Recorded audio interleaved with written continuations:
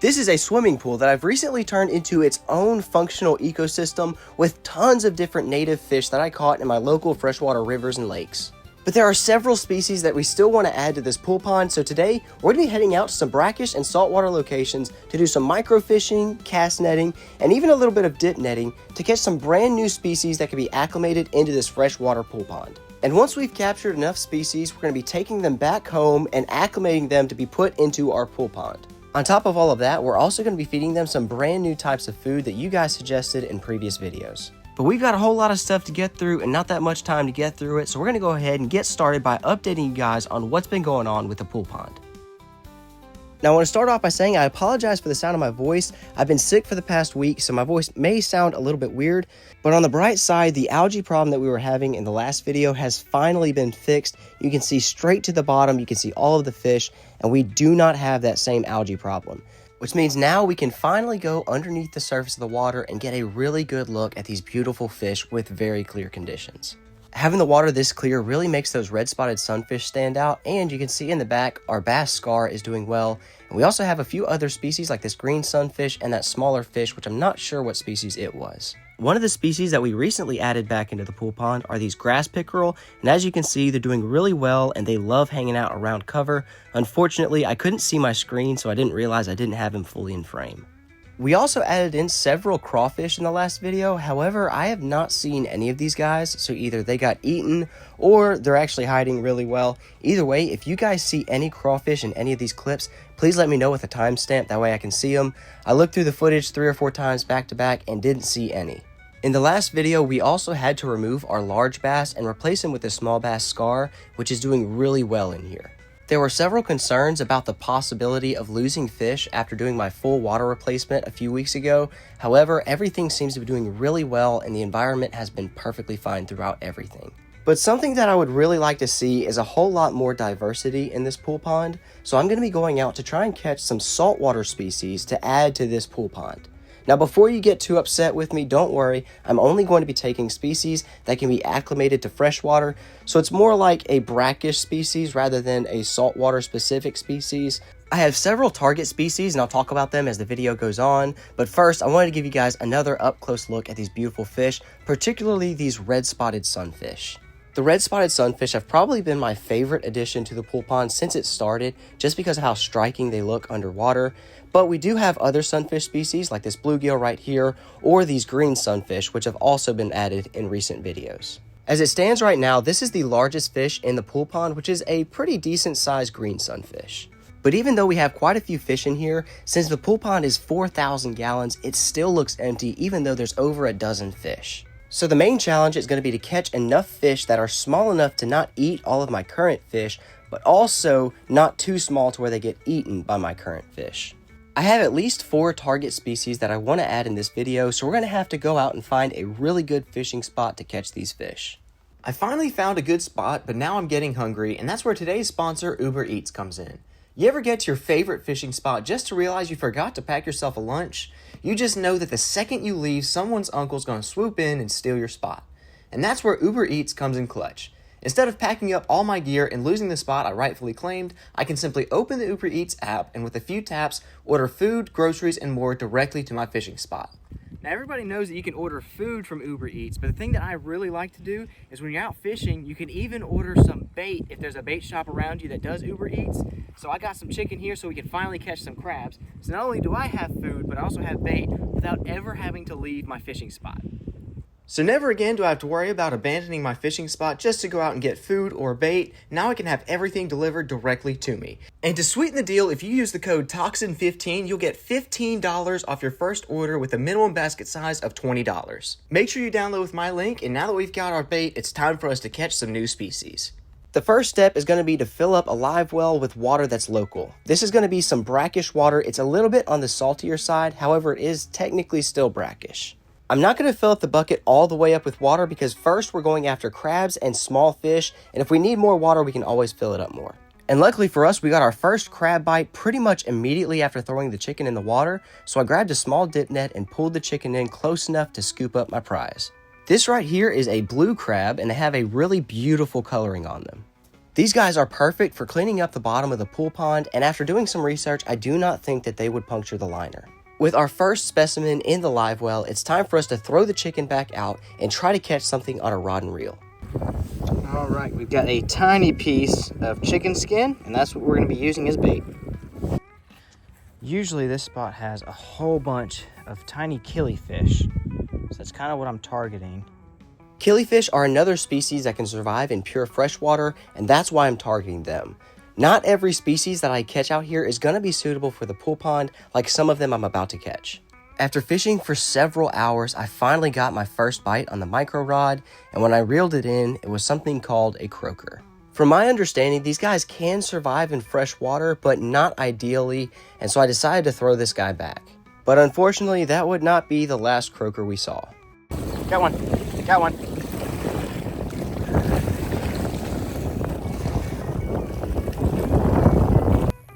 Oh, something's here. Something's here. Something's on. What? Dang it. Oh, I keep thinking it's a flounder, and it's not. It's just a little dead gum croaker. Man, keeps getting me. That's right, the next species I'm targeting is something called a flounder. It's a bottom-dwelling fish that has two eyes on one side of its head.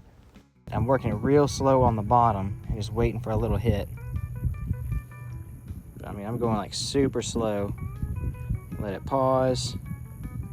Slow, let it pause. Oh, you got something.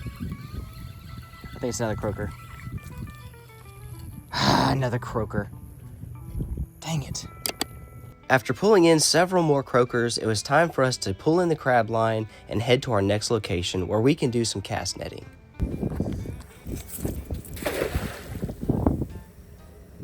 At least if I threw a cast net, I knew I'd catch some new species. Or maybe not, maybe I'd catch a whole lot more croakers. However, along with the croakers, I did catch a few crabs that were itty bitty, so I dropped them in the live well with the other crab and decided to head home. All right, so we're back home now. We've got one crab there in the corner, another crab there in that corner, and I'm sure somewhere over in this corner is gonna be that last one.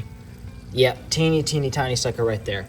But anytime you're moving something from pure saltwater to freshwater, you need to take a very long time with the acclimation process. So I've got a little bit of water here from the pool pond, and I'm just going to slowly add in just a little bit of that. And I'm gonna let these guys acclimate in here.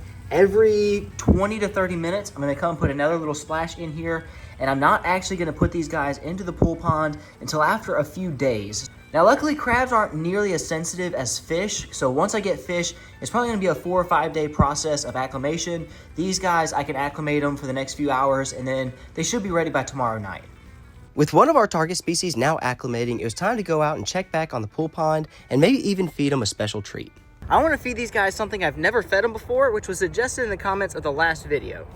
And that is fresh chicken livers. So from what I understand, these guys are about to make a mess out of these things. They're supposed to be really good for them. I've used them as fish bait before. So we're going to go ahead and see how much these guys like it. All right, now it is a little bit mushy, but it looks like they are loving just the little drops that were falling in the water. Oh yeah, they're going to tear this stuff up. Oh my gosh.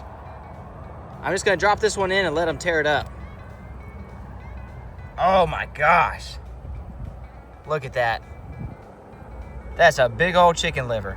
Also, this is a lot cheaper than worms, and you get a good bit with it. So I think this might be a new staple for the pool pond. The weather has been much colder, which makes the fish a little bit less active. So even though this guy did jump out of the water, I wasn't able to get him to jump again. But as soon as it hit the inside of the water, these guys went nuts for it. Not only are these chicken livers much cheaper than the worms that I usually buy, it's also a lot softer, and so these fish can eat a lot more in one sitting without having to worry about hurting their stomachs. Another cool thing about these chicken livers is how easy it is to rip.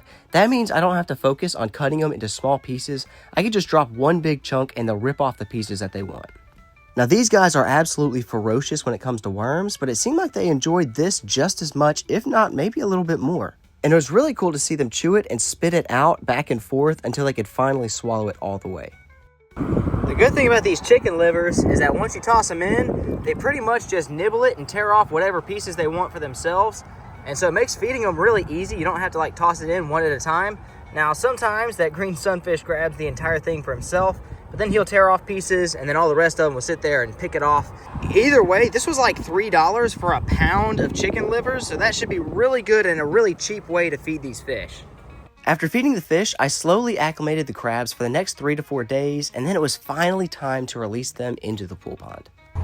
All right, so I ended up acclimating them for a few days, and now it's finally time to release them.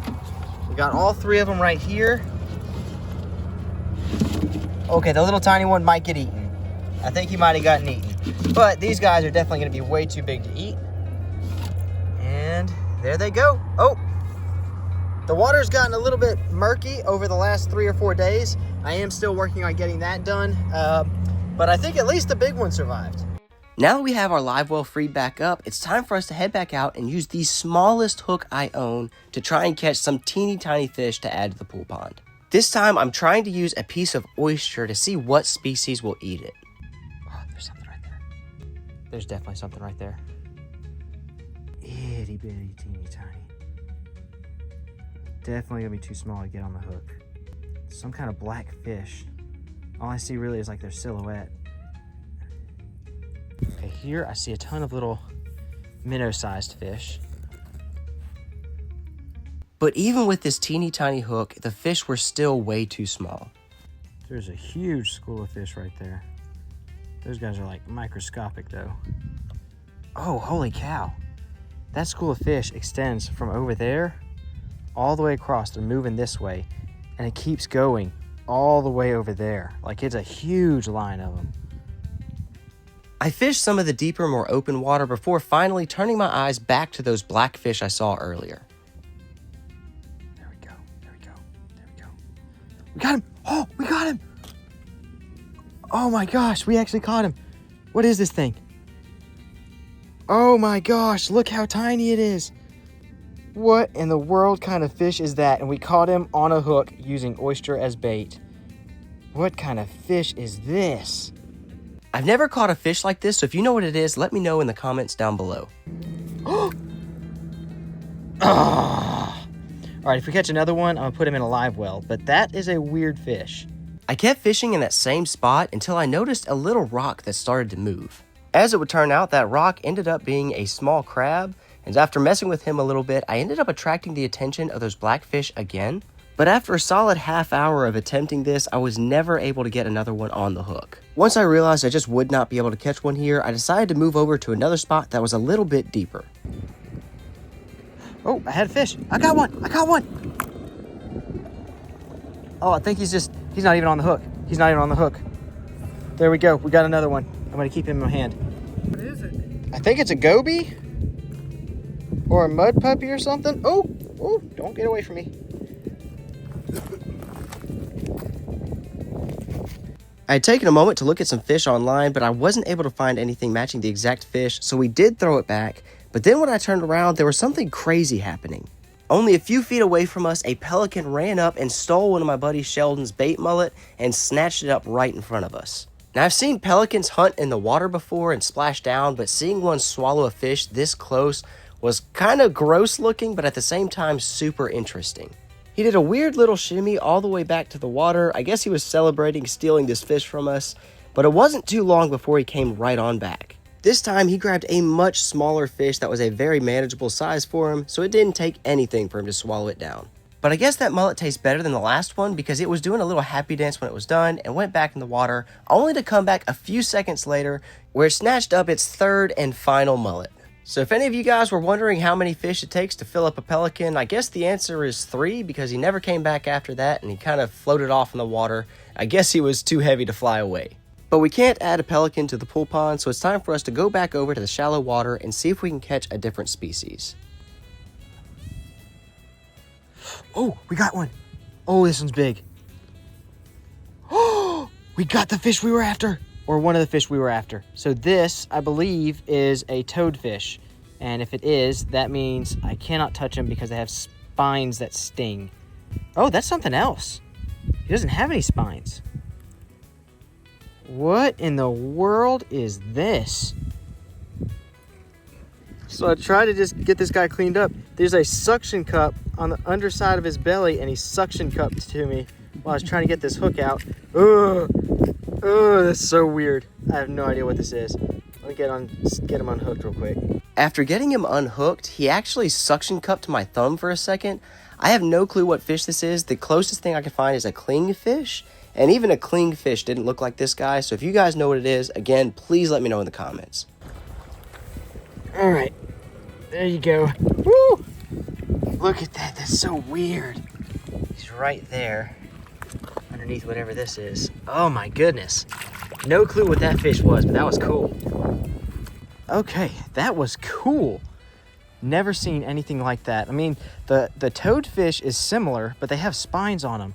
So I don't think that was a toadfish. I think that was something else entirely. It did scare me for a second though when he suction cupped to my finger. So far, even though I've caught a couple fish with the rod and reel, I haven't caught anything that would be able to be added to the pool pond, so I decided to switch over to cast netting instead. There's a bunch of minnow looking things down here. And I don't know if this cast net's gonna be big enough to catch them. There we go. But they wouldn't bite on my fishing rod. So we'll see if we can catch them. They're gonna be too small to add to the pool pond, but I still would like to see what they are. Let's see if I caught any of them. Oh, I caught a couple. Where are you? This right here is called a sheep's head minnow, which I didn't know at the time, so I actually threw this guy back, but we will be keeping some of these guys later in the video to put in the pool pond. But the micro fishing wasn't too good today, so I actually went out with my buddy Sheldon to do some fishing for giant fish. And if you haven't seen the video that I posted right before this one, go check it out. We caught some monster fish back to back. If you want to see some huge fish, make sure to check that video out right after this one. But back at home, it was time to feed the fish in the pool pond again, but this time we had baby bluegill on the menu. These guys are just small enough to where even the red-spotted sunfish can grab them, but they're also very acrobatic and can dodge a lot of the attacks that the fish put at them. Here you'll see several fish missing them before one finally catches his tail and then drags him away. Even though technically these fish can survive just on the bugs that land on the water's surface, I do like to add several different types of food for them. That way they get a very good balanced diet of fish, insects, liver, pretty much anything that I can get to throw in here. Also, I do like to feed these guys just because it's cool to watch them in action. It's also really cool to see how different species hunt, because the way that a green sunfish hunts is a little bit different from a red-spotted sunfish or a bass. I also decided to experiment with one that was suggested, which is a spider, so I flung one off of a stick, and before he could even get up to move, one of the red spots jumped up and swallowed him. Don't worry, we have some really cool spider feeding coming in just a little bit, but for now, it's time for us to go back out and try to catch some fish, except this time we're going to start off with the cast net. All right, time to hopefully catch some small shrimp, maybe even some killifish, and then we can use those small shrimp to try and catch some flounders. Just gonna cast right here. Now there are some species like flounder that I can't keep from in a cast net, so if I catch any of those in the cast net, I have to throw them back, but I did bring a rod and reel just in case there were flounder out here. All right, let's see what we caught. All right, we caught a bunch of those little fat chubby things. So maybe we'll go ahead and take a couple of those home with us and see if they can be acclimated, but I have no idea what that is. We'll have to do a little bit more research. All right, one of the things that I caught was a teeny tiny fish. So we're gonna be throwing this out on my PC Fun Carbon R1 rod with a PC Fun Carbon X 500 reel. And even with this tiny of a bait, it casts pretty good.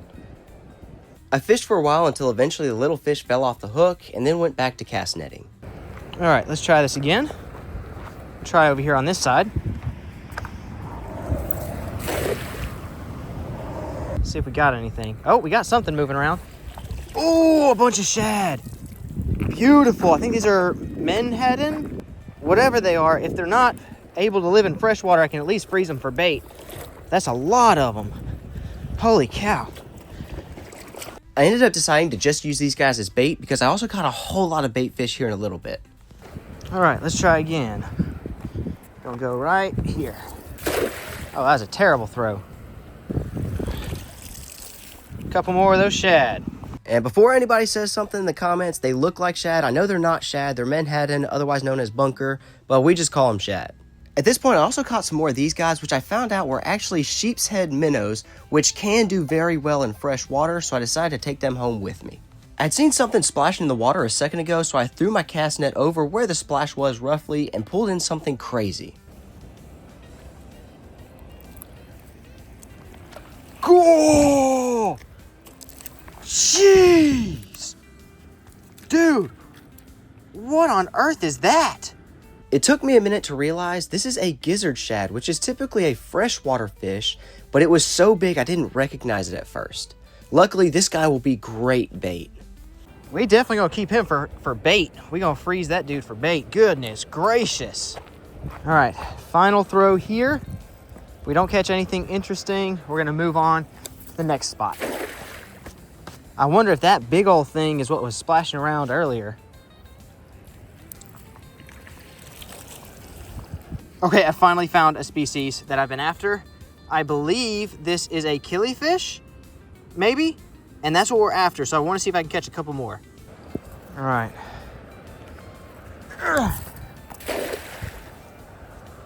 Ooh, what's this? Oh, a whole mess of them. Okay, beautiful. Okay, I'm pretty sure those right there are killifish, which is what we've been after. These are a little bit different. Oh boy, there we go. Let's get these guys in here. We gotta get that aerator in stat. All right, we've got our aerator running in there. Let's go ahead and hit the road. All right, this spot's looking pretty promising. We're gonna go ahead and see. What I'm after is a small flounder. So I can't keep it if I catch it in the cast net, but if I catch one in the cast net, I'll release it and I'll know that there's actually flounder here. But also if I find some particularly pretty fish or maybe even some mullet, that would be pretty cool to acclimate to our fresh water. So that's what I'm kind of going for, any of those species. Lots of flowing water is what I'm looking for, which is exactly what this is. Only problem is with how murky this water is, I have no idea if there are any snags. And the quickest way to lose a cast net is by throwing it in unknown waters. I think I already saw a shad. Something in there. Oh yeah, whole bunch of shad. Oh my goodness. All right, we're gonna just release all of them back. Oh, there's a crab too. We're just gonna let him go too. Go on, go on. Not the target species. Okay, this one I feel a little sketchy about. I see a net right there in the water, so I'm gonna try and lift this thing straight up once it gets close. Little did I know that was the most successful cast I've ever thrown. Ooh, I see something big in there. Something, oh my gosh, a lot of something. Oh my gosh! Oh my gosh, it's so heavy! Holy cow! Holy cow! Oh my gosh! That is like a year's supply of bait right there. Oh my gosh! And there's even more that fell out. Holy crap! I've been doing a whole lot of saltwater fishing the past few weeks, and if I had caught these fish just a couple weeks earlier, I would have saved myself so much money. So I bagged up as much as possible to use as bait in the future, and I did keep a couple alive as well. Even though I wasn't planning on catching a whole bunch of bait for future fishing trips, I definitely wasn't going to turn it down. That is the most mullet I've ever seen in my life. And I already see stuff in the net bouncing around. Oh my gosh. Okay, I don't see nearly as much. Oh my gosh. Oh my gosh. Oh, look at the size of some of those. Oh my gosh. I will never have to buy bait again. Okay, I don't want tons of mullet. I do want to see if there's literally anything else. So this is my last throw right here. I'm hoping that they kind of dispersed, but oh my gosh. I've never seen mullet that concentrated in my life. Oh, I already see giants moving. I already see giants. Oh my gosh. Look, that's just I'm just gonna have to dump that back. Like, I have no use for this many giant mullet. Oh, I'm probably pretty close to my legal limit of mullet bait now. So, oh, I'm just gonna go ahead and cast back on the other side. All right, please don't have any hang-ups. Looks like more shad. We're just gonna let them go. Oh my goodness. All right, because of the bigger fish over here, I have a feeling that this is more likely going to be the area that has all those flounder. So we're gonna just go, we got a little drop shot rig with a little tiny bait fish. And I'm hoping that just slow, steady retrieve on the bottom, I can get a little flounder to hit. Ooh, something might have just tapped it. Maybe it's because the tide wasn't moving enough, or maybe it was moving too much. Whatever the case, no flounder were biting in this area, so we moved on to our final casting location. Okay, this should be a really good spot to fish for flounder, I think. After finally catching a shrimp, I decided to use that as my flounder bait because that's typically one of the best baits to use for flounder. However, after another hour of fishing, I caught absolutely nothing. So again, it's right back to the cast net. Looks like some little killifish. We already got quite a few, so we're gonna release them. But that's what those guys look like. Oh my gosh, another croaker. All right, well, here goes nothing. Final cast of the day. Oh! Oh my gosh! Another one of those giant fish. Oh, and a big crab. Oh my gosh, look at the size of that crab. Dude, if I had a way to keep that crab from eating all my other fish, I'd be bringing him home for dinner. But maybe another day. For now, I'm gonna keep this giant one, throw those back. I think we're just gonna have to call it a day. I checked on the fish that we had and drove all the way back home to start the acclimation process. All right, guys, I'm a little bit sick today. It's been about 3 or 4 days since we went out and caught those saltwater fish. So I'm gonna go ahead and finish acclimating them today. And I think later this evening, we can actually finally release them into the pool pond. Now you can't really see the fish right now, but basically what I've been doing is taking out a little bit of water and adding in some fresh water and doing that back and forth for the last, I believe it's 4 days by now. It was actually 5 days, but we have a mullet, several of those sheep's head minnows, and several killifish, which I slowly started to add into the pool pond. Unfortunately, it looks like one of those sheep's head minnows immediately got attacked by a bluegill, but I'm pretty sure at least a few of these guys would survive because this guy got all the way down to the bottom with no issues. Now, if you can't tell from the water, it went from clear to dark, and now it's starting to get clear again. So I'm going to wait a few more days before I can get my final underwater footage, but you can see all the different fish slowly flowing into the water. Those sheep's head minnows are really pretty, but I'm a little bit disappointed that I wasn't able to catch my target species, which was the flounder. But we were able to get mullet, blue crabs, sheep's head minnows, and killifish, all from saltwater, successfully acclimated to freshwater. But there is still another freshwater species that I wanted to add in this video, and that is a long-ear sunfish. And as it turns out, I have long-ear sunfish in my front yard pond, so today we're going to be setting out a trap and checking it for the next few days until we catch a long-ear sunfish. Basically, we got a fish trap here filled up with some bread, and we're going to throw it out right into the middle of the pond and see if something gets in it. Now, truth be told, I did have that already sitting in the water earlier, but all I caught were teeny tiny fish. So we'll go ahead and leave this sitting out here for a good little while. We'll come back out tomorrow morning and see if we've caught a long-ear sunfish. And for those of you who've been watching the channel for a good little while, you'll know this is the pond where we introduced a baby alligator gar. We've also introduced a few other species as well. We don't see any of the fish right now, but a lot of the times you come out here at night, you might see the gar stalking around. You might see some bluegill or sunfish. I do have some mullet that have been living in here for a couple years now, and I haven't seen them in a good little bit, but they are in here somewhere. All right, well, it is cold. I am sick. I'm gonna go back inside and rest up, and tomorrow we'll check the trap out. All right, it's the next morning. I'm hoping that we don't have any of those teeny tiny ones, or at least we have a big one as well, but it's looking pretty empty. Is there anything in here? Nope. Man. All right, I've got some cat food and fish food, and we're gonna toss it maybe over here in the somewhat shallow. Oh, the wind just took that. There we go. All right, I'm gonna leave it there for a few hours. We'll check it again before sundown, but let's go ahead and check in on the pool pond and see if we can see any of the fish that we added. I'm trying to catch, there they are. Okay, those are the killifish on the surface. So the killifish are doing good. Now you'll have to excuse me, I am still sick. I added in some beneficial bacteria, but I'm not sure if the water is too cold for the beneficial bacteria to actually like work, I guess. Oh, there's the killifish. There we go. But anyways, I added in a bag of beneficial bacteria. Hopefully that'll help clear up the water. If not, then, I mean, it can't really hurt too much. I've been cleaning out the filter every 4 hours just to see if that helps clear the water up. And so far, it hasn't really done much.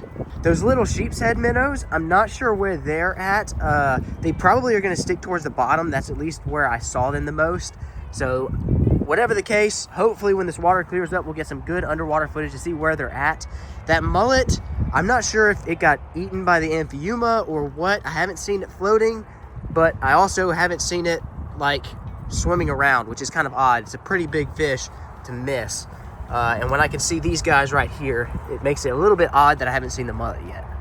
I tried to see if I could get the killifish on camera underwater, but the water was just a little bit too hazy. You can kind of see them in the back swimming around, but I didn't get a really good look at them just because the water hasn't cleared up enough. But don't worry, it does clear up here in a little bit and we get a much better look at them. From what I can see here, I think there are 6 killifish. There's 1 in the back there, and then there's 4 up front. Wait, that means 5. Hold on, guys. I'm sorry. I'm sick. Never mind. There's at least 5 of them in here, but I still haven't seen any of those sheep's head minnows. And if you guys see any of them, again, please let me know with a timestamp. I just haven't seen any of them. I imagine they're probably going to be hiding in cover since they are prey species, but they weren't hanging out in the crate. That's where the amphiuma and the catfish hang out. And I didn't see them in the cave above the crate or pretty much anywhere else in the pool pond. So either they were evading my camera or maybe they just all got eaten. I'm not sure. I even searched around in the plants, in the rocks, in the sticks, pretty much everywhere where you'd expect these fish to live, and I just never saw them. But something I did notice was that the cattails are finally growing again, and they've just recently pierced through the surface, so I'm expecting them to grow at least a little bit during the winter. I also checked all around in these small cinder blocks and didn't see any fish or crawfish living in there, which was kind of odd. Because another thing that I haven't seen are any of the crabs, which I expected to stick out like a sore thumb with their bright colors, but maybe they're buried in the sand or maybe they're hiding in the plants. Whatever the case, I never saw them. If any of you guys are afraid of spiders, skip ahead about a minute because I'm about to feed a whole bunch of spiders to the fish in the pool pond.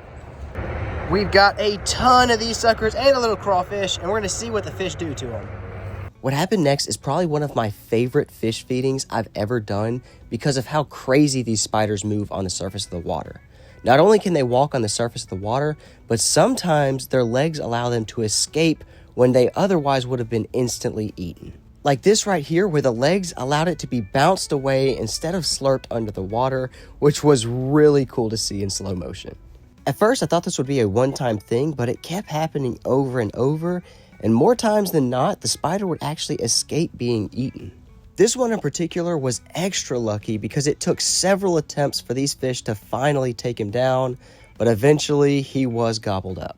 Now, even though it took a little while to catch all of these spiders, it was 100% worth it because seeing these shots in slow motion is cooler, in my opinion, than every other feeding I've ever done, including the Cricket Island. It's especially cool to think that this is happening in nature all the time, but we rarely ever get to see it. And in this case, you even get to see a fish slow motion RKO a spider into the water, only for him to come back up to the surface a few seconds later and walk it off like nothing happened. And that happened not once, but twice because the same fish went over and grabbed him, drug him back under the water, and he came back up a few seconds later, taking off running.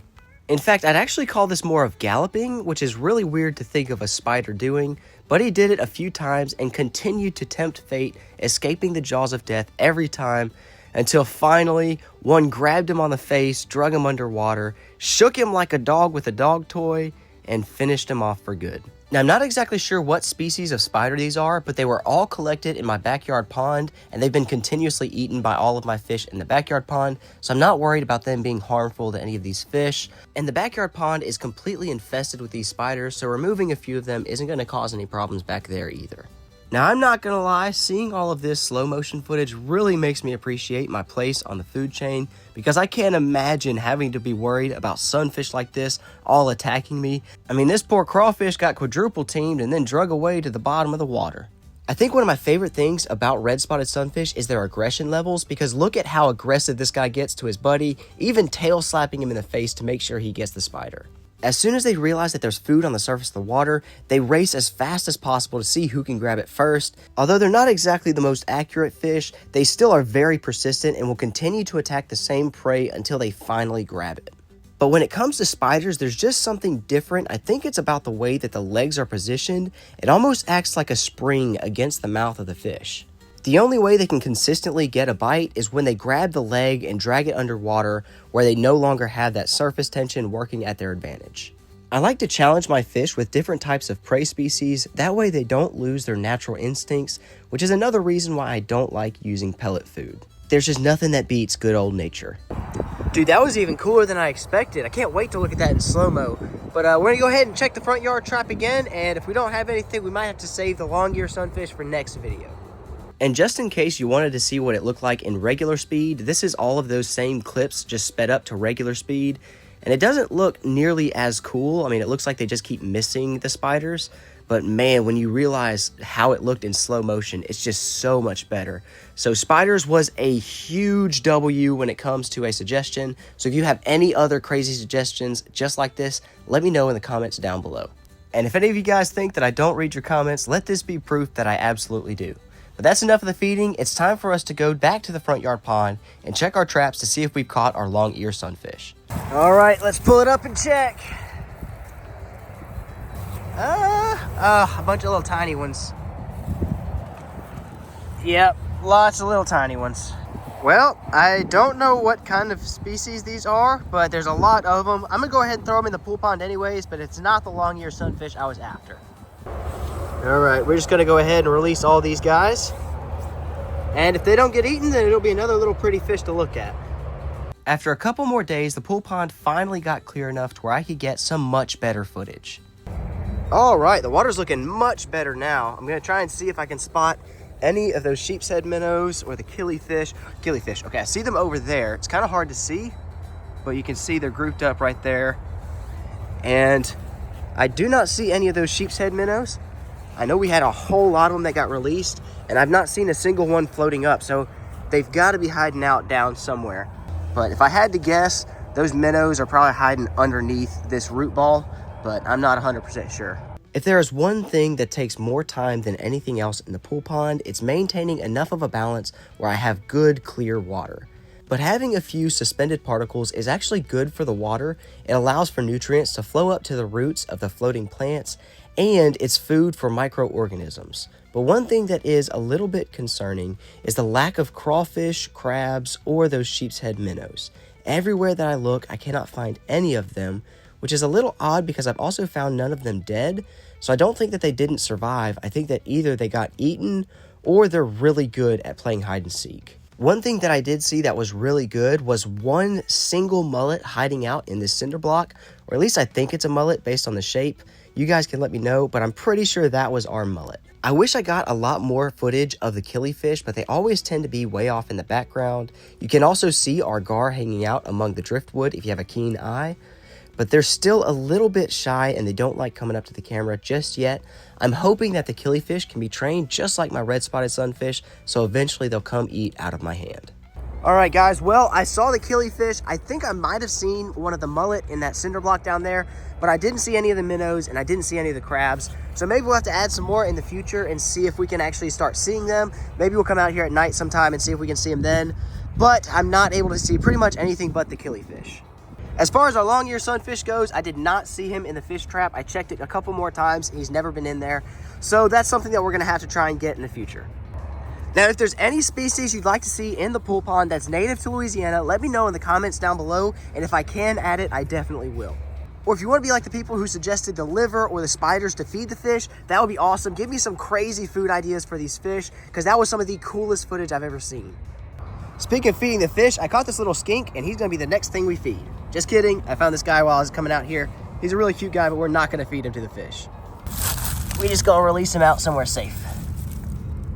I really don't like to feed skinks or lizards to the pool pond, so we're gonna do a fly instead. Ugh, look at that fella.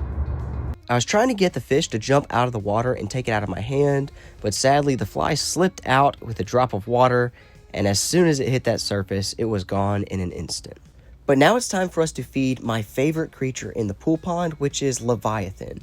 He's an Amphiuma, which is kind of like a species of salamander, and tonight's menu is chicken livers. So I dropped several different chicken livers around him because the catfish and other fish kept coming and stealing them, and I was hoping that he would eat one right in front of me, but sadly it didn't seem like that was going to happen. We put out a few more of those livers. It looks like the catfish already grabbed a couple of them from over here, so hopefully they'll enjoy that a lot. We've got plenty of that. That's probably one of the cheapest food sources that I've gotten so far, so hopefully that is super good at feeding them and giving them a little bit more variety in their diet. Ooh, is he... It's so hard to tell what he's doing. I'm hoping that he goes over here and eats one of these while I'm recording, but I'll stay out here for another 5-10 minutes, see if he eats anything. If not, we'll pack it into the house.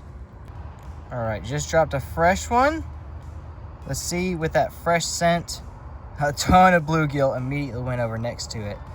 But I'm hoping that with that fresh scent, maybe he's gonna do it. Maybe he's gonna do it. No. Well, we tried. I've been out here for a few minutes, tried dropping some fresh ones in. It just doesn't look like he's gonna go and eat it.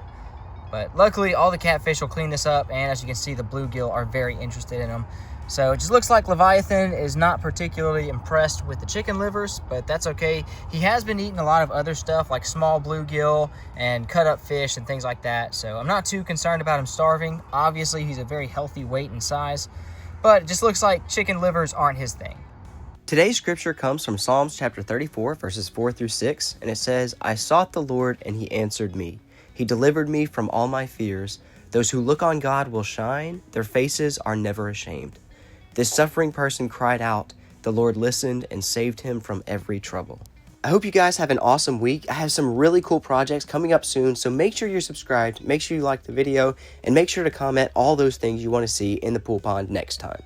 As always, guys, Jesus loves you, I love you, and have a great day. Also, don't forget to use my link to get Uber Eats today.